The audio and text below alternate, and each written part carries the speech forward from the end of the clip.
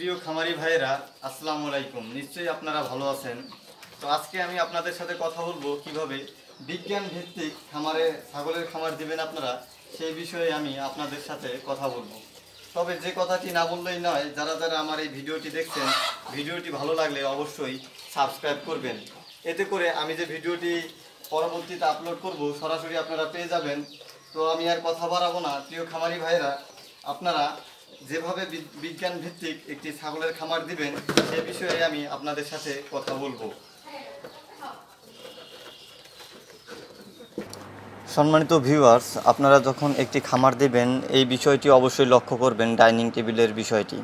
তো ছাগলের জন্য সবসময় আপনারা ডাইনিং টেবিলের ব্যবস্থা করবেন। ডাইনিং টেবিলেই ছাগল কিন্তু খেতে বেশি স্বাচ্ছন্দ্য বোধ করে।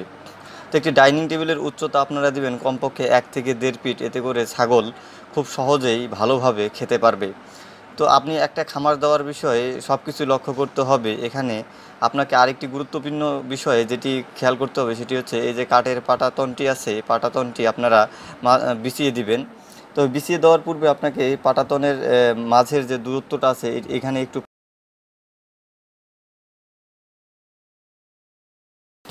কারণ এই ফাঁকটি রাখলে আপনার ছাগল যখন মলত্যাগ করবে তখন খুব সহজেই নিচে পড়ে যাবে। তো কাজে একটি খামার দেওয়ার পূর্বে অবশ্যই এই বিষয়টি লক্ষ্য করবেন। আরেকটি বিষয় লক্ষ্য করবেন, এই যে পাঠাটি দেখছেন, একটি অর্থাৎ 10টি ছাগলের জন্য আপনারা একটি পাঠাই যথেষ্ট। কাজে যখন আপনি একটি খামার দেবেন তখন অবশ্যই একটি ভালো মানের পাঠা নির্বাচন করবেন।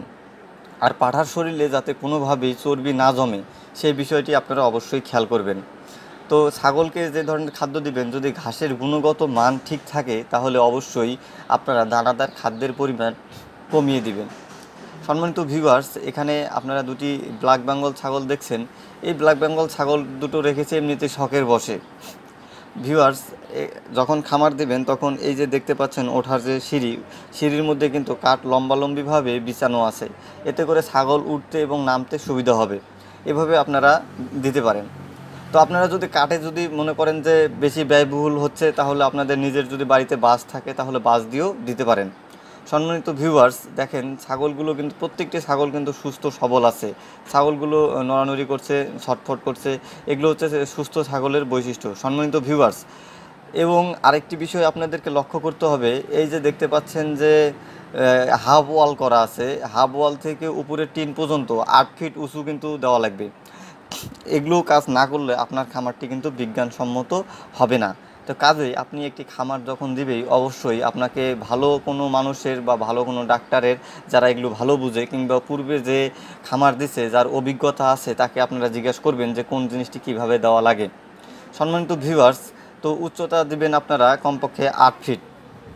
আর খামারটি সবসময় করবেন পূর্ব পশ্চিমে লম্বালম্বি। এতে করে দক্ষিণের যে বাতাসটি আছে, দক্ষিণের বাতাস আপনার খামারে ভালোভাবে লাগবে। এতে ছাগল সুস্থ সবল থাকবেন। খামার সবসময় আপনারা পরিষ্কার রাখবেন। সম্মানিত ভিউয়ার্স, বিজ্ঞানসম্মত খামারের প্রধান বৈশিষ্ট্য হচ্ছে খামার পরিষ্কার রাখা। খামার আপনারা সবসময় পরিষ্কার রাখবেন। খামার পরিষ্কার রাখলে ছাগলের নিউমোনিয়া, ডায়রিয়া, চর্মরোগ এই ধরনের রোগ সমূহ হবে না।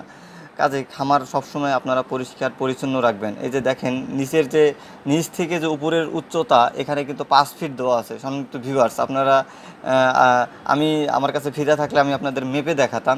এখানে নিচ থেকে উপরের যে উচ্চতা যে আছে, এখানে কিন্তু 5 ফিট উচ্চতা আছে। আর নিচের যে পানিটা দেখছেন, পানি নিষ্কাশনের ব্যবস্থাটা দেখেন কত সুন্দর, ভালো একটি ব্যবস্থা। ও পাশে মুখ লাগানো আছে এই মুহূর্তে, যার কারণে পানিটা জমে আছে। সম্মানিত ভিউয়ার্স, আপনারা যখন একটি খামার দিবেন তখন এই বিষয়টি খেয়াল করবেন। তো সম্মানিত ভিউয়ার্স, আমি আর বেশি কথা বাড়াবো না। যারা যারা আমার ভিডিওটি দেখছেন, যদি ভিডিওটি দেখে যদি আপনাদের ভালো লাগে অবশ্যই সাবস্ক্রাইব করবেন।